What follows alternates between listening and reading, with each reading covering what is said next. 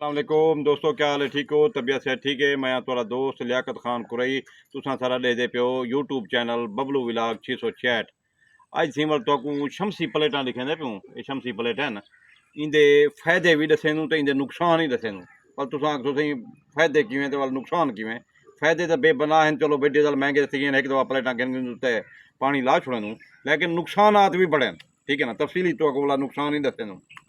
प्लेटें के नुकसान तो फायदे तो दसे नूं। फायदे तो ये हैं जो भाई अगर नहर सुक वेंदी है तो वाला प्लेटा चलन सारा डी पानी मुफ्त चलते पाया। एक दफ़ा मुल गिनी वजन तो वाला पानी चलते पाया, फायदा थींदे। ठीक है ना। अगे जमाना कदीम दे विच ना, पहले पहले शुरू जमाना कदीम दे विच पहले तो डांद ते खूह चलते हैं। लोटियां हो जान चल जान खूह दे उत्ते डांद चलते हैं तो वल पानी दे जरे ना जिमीदार जो पानी देंदे हैं तो छोटे छोटे क्यारियां हो जान। ठीक है ना सही। जिमें वो क्यारें दे पानी थोड़ा थोड़ा थींदा। अगे काल होंदा, बड़ी गुरबत होंदी, मसाइल होंदा, बों दाने घट होंदे हैं। अगे समय बड़े काल थींदा, बंदे जो ना गुजारा औखा करदे हैं। वल जदीद दौर जिमें तरक्की थींदी है वाला काला इंजन बढ़िया हा। ठीक है ना, बड़ा एक वड्डा काला इंजन होंदा, वो चलदा हा। वाला करू टैल ते चलदा हा, तेल होंदा काले तेल दे उत्ते चलदा हा। वाला बाद डिग्गियां आ गए। ठीक है ना, वाला ट्रैक्टर आ गए। जिमें सहूलत थींदी है उवें फायदा थींदा अगे। हुण ही दौर ना तो काला इंजन वारा खमदे तेल मांगे थी गए, ना डिग्गियां ना ट्रैक्टर, कोई शै कान्हे। ये प्लेटें का असां को फायदा नजरे तो असां प्लेटां गिद्धन थे। ठीक है ना सही। प्लेटां चलता पे पूरे पाकिस्तान बल्कि पूरी दुनिया शमसी प्लेटां चलदियां पैन। ठीक है ना सही। हुण जेह्ड़े नुकसानात तो दसूं जो असल नुकसानात क्या हैं, ये तो चलो ठीक है फायदे। ठीक है ना, जो पानी मुफ्त थी वेंदे, एक दफ़ा पैसा लग वेंदे भला मुफ्त थी वेंदे। उनके बाद तो नुकसान दसने पे सब को पहला जो दुनिया के प्लेटां वध गए, शमसी प्लेटां वध गए। तुसां नोट किया उसे 5-8 सालें दे दर्जा हरारत गर्मी है जी वध गई है। यानी कि 40 तो 45 होंगी, हूँ 50 तो 55 तक थी गई। ही दवा 58-60 तक दर्जा हरारत वध गई, गर्मी वध गई है, बीमारियां वध गई। यानी कि बंदे को बीमार थी वन बंदे शमसी प्लेटें की वजह को। ये माहरीन ही हूँ मनी बैठे, साइंसदान ही मनी बैठे जो पाकिस्तान के प्लेटां डिग थी गई।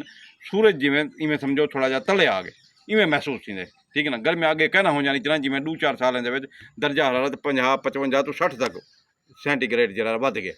ठीक है ना सही। ये प्लेटें के जो नुकसानात एक नंबर 2। अच्छा सी प्लेटें के एक बे नुकसान ही हैं शमसी प्लेटें के। ठीक है ना सही। एक तो खुश्क साली होंगी वजह को थी, क्योंकि पानी जमीन झिका थींदा वेंदे, गहरा थींदा वेंदे। क्योंकि हुण हर साल जिन्हें बोर कर वेंदो ना, मिसाल है अगर 150 फुट ते थींदे तो वो 160 फुट ते थींदे, 70 फुट ते थींदे। एक ज़मीन को कमज़ोर करें पे, यानी कि पानी ज़्यादा वाफिर मिकदार चलता जो पे, कोई रुकेंदा कहीं नहीं, पानी मुफ्त का जो है चलते पाया। यहीं सां खुश्क साली भी थी वेंदी है, क्योंकि पानी ज़मीन के गहरा थींदा वेंदे, झिका थींदा वेंदे। जेरे ये लोग समझते हैं भाई इनको करंट कहीं नहीं लगता, तो 12 वोल्ट है तारा को हाथ लाऊं खड़े तो कहीं नहीं करंट लगता। जितना खतरनाक प्लेटें वाला करंट है ना, लगे जो सही छुड़ेदा कहीं। ठीक है ना सही। लोग तारे को चाहते हाथ चले आदमी शायद करंट लगता क्या नहीं। खतरनाक करंट है, बंदे की बांह सड़ वेंदी है, आगे समय उनके बाद जल वेंदे, जान नहीं छुड़ती। बिजली होवे आम धक्का देते सटेंदी है, यानी कि बंदा वन दूर वन पमदे छोड़ लेंदी है करंट। लेकिन तारा जरा खतरनाक इतना कि बंदे को भा लग वेंदी है। बाद तो बारे को पानी लेंदे खड़े बंदे ना साफ करेंदे खड़े होंदे पानी, यानी कि गीला कपड़ा करते साफ करना पै वेंदे। इंतहाई खतरनाक है। कहीं दोपहर को यानी कि चलते हुए प्लेटें को तो साफ नहीं करना चाहिए। कपड़ा मारते यानी कि गीला कपड़ा मारते उनको साफ ना वे कर सकते, क्योंकि करे सो तो इंतहाई यानी कि दर्जा हरारत वध्या खड़ा होंगे। इवें समय होंगे करंट लग पे। कई दफ़ा सोशल मीडिया से फेसबुक से दुनिया दिखाए जो भाई प्लेटें करंट लग जाए, लेकिन लोग क्या नहीं समझते। वो 12 वोल्ट सही करंट तो है भी क्या ना, इंतहाई खतरनाक है और बंदा मर वेंदे। ठीक है ना, इंतहाई खतरनाक सूरत हाल है। ये हैं नुकसानात, यानी कि एक तो दर्जा हरारत वध वेंदे, दूजी गाल है करंट लगते खतरनाक किस्म का। जिमें तुम प्लेटें को साफ करो तो कम से कम शाम को करो या सवेरे करो, रात को करो। लिहाजा कोई बी वीडियो से अनोखी तो मालूमात लसी है क्योंकि प्लेटां बेशक सारे मसाइल हैं तो प्लेटां घिरना चाहिए, जरूर घिनो और मजबूरी है, क्योंकि डीजल बड़े महंगे हैं। लेकिन होंगी एहतियात करो, करंट को बचो, ख्याल करो तो धुप दे उत्ते गीला कपड़े नाल साफ ना करो। ठीक है, बी वीडियो से तो दिखे सूँ।